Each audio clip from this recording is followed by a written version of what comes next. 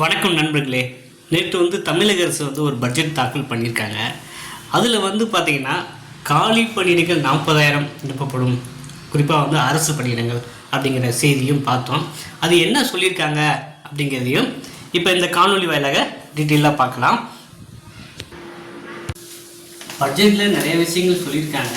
So நமக்கு தேவையான விஷயங்கள் பார்த்தோம் அப்படின்னா, தமிழ்நாடு அரசு பணியாளர் தேர்வாணையம், ஆசிரியர் தேர்வு வாரியம், மருத்துவ பணியாளர் தேர்வு வாரியம் மற்றும் தமிழ்நாடு சீருடை பணியாளர் தேர்வு வாரியம் மூலம் கடந்த 4 ஆண்டுகளில் வெவ்வேறு அரசு துறைகளில் உள்ள காலி பணிகளுக்கான இதுவரை 57,016 அரசு பணியாளர்கள் தேர்வு செய்யப்பட்டுள்ளன்னு சொல்லியிருக்காங்க.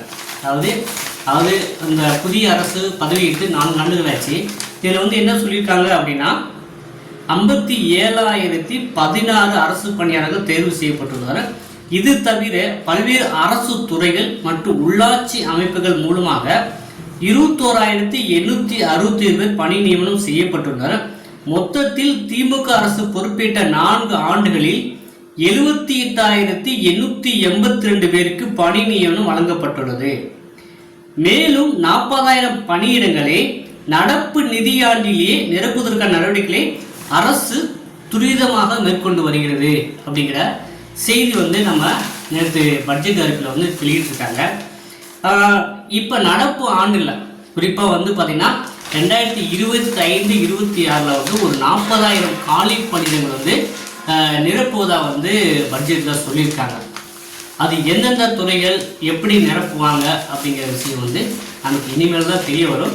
இப்போ பார்த்தீங்கன்னா 2025 ஏப்ரல் உள்ளே குரூப் 1 நோட்டிஃபிகேஷன் வரப்போகுது. ஏப்ரல் 25 பார்த்தீங்கன்னா குரூப் 4 நோட்டிஃபிகேஷன் வரப்போகுது. அதே போல் பார்த்தீங்கன்னா ஜூன் ஜூலை வாக்கில் குரூப் 2 நோட்டிஃபிகேஷன் வருது. இந்த மாதிரி தொடர்ச்சியாக நோட்டிஃபிகேஷன் வர்றதுனால கொஞ்சம் காலி பணிகள் எண்ணிக்கை ஒரு அதிகமாக அளவில் எடுக்கலாம் அப்படின்னு நம்பலாம். சரிங்களா? கிட்டத்தட்ட ஒரு 40,000 காலி பணிகள் இருக்குன்னா எல்லாமே டிஎன்பிஎஸ்சி மூலமாக நிரப்ப மாட்டாங்க. வேறு துறைகள் அவங்க ஏற்கனவே சொன்ன மாதிரி தமிழ்நாடு சீருடை பணியாளர், மருத்துவ பணியாளர் தேர்வாணையம், அப்புறம் இதர அரசு நிறுவனங்களையுமே அவங்க ரெக்ரூட்மெண்ட் ஃபில் பண்ணலாம். இந்த 2026 பார்த்தீங்கன்னா ஸோ அது 5வது ஆண்டுனால அடுத்த வருடம் தேர்தல்னால முன்னக்கூட்டியே பார்த்தீங்கன்னா நமக்கான ரெக்ரூட்மெண்ட் ப்ராசஸ் கொஞ்சம் வேகமாக பண்ணுவாங்க அப்படிங்கிறதையும் நம்ம நம்புவோம்.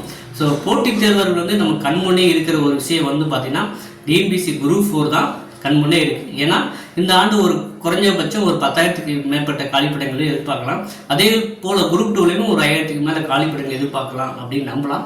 மற்ற அரசு துறைகளில் பார்த்தீங்கன்னா சீருடை பணியாளர் தேர்வாயத்திலையுமே எஸ்ஐ, போலீஸ் கான்ஸ்டபிள் 2024 ரெக்கமெண்ட் வரல. ஸோ அதற்கான அறிவிப்புமே வெளியாகலாம் அப்படின்னு நம்ம நம்புவோம். ஸோ இதே போல் தகவலுக்கு, காணொலிகளுக்கு தொடர்ந்து நம்ம சேனலை சப்ஸ்கிரைப் பண்ணி இணைந்தீர்கள். மற்றும் ஒரு காணொலி நாம் மீண்டும் சந்திப்போம். நன்றி, வணக்கம்.